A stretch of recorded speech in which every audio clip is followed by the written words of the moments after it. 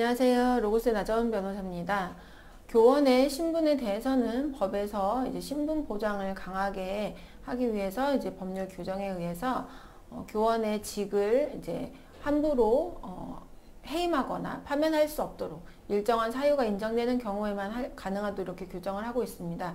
그런데 예외적으로 그 교원이 이제 담당하고 있는 그 과가 없어지거나, 그러니까 폐과가 되거나 아니면 뭐 폐직, 그 직이 없어지거나 이제 이런 경우, 그러니까 대학의 경우 이제 그 학부나 학과가 사라지게 되는 경우, 이런 경우에는 더 이상 이제 그 교원을 유지하는 것이 어렵기 때문에 그런 경우에는 직권 면직이라는 이름으로 이제 그 교원의 직을 상실하게 하는 처분을 할 수 있도록 규정을 두고 있습니다. 그런데 이런 경우라고 하더라도 그런 뭐 학과나 학부의 폐지 사유가 있다고 해서 곧바로 직권면직을 하는 것이 바로 타당하다 이렇게 인정되는 것은 아니고 최대한으로 그 교원의 신분상 불이익을 방지할 수 있도록 불이익을 피할 수 있도록 다른 조치를 최대한 취할 것을 요구하고 있습니다.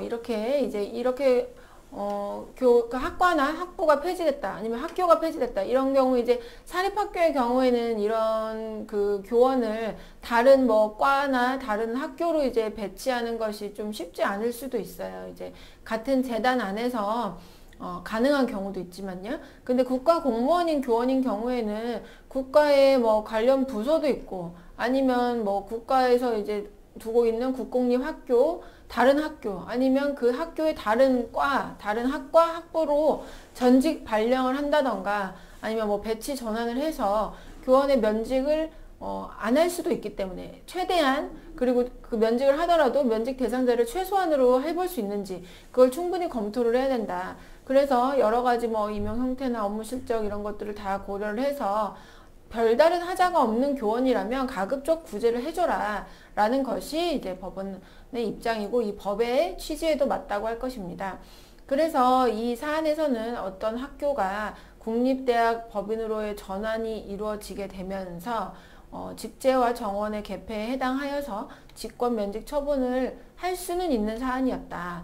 그렇다고는 하지만 전환 배치나 전직 발령을 통해서 회피 가능성이 있는지를 충분히 보장하지 않았고, 그렇다면은 국가공무원인 교원의 그 신분을 보장해 줘야 될 국가가 이런 의무를 다하지 않은 것이라고 볼 수 있겠죠. 그렇기 때문에 이런 가급적 구제하는 조치를 전혀 하지 않고 그냥 바로 면직으로 한 것은 면직 처분 자체의 재량권을 일탈 남용한 것이라고 판단을 한 사안입니다.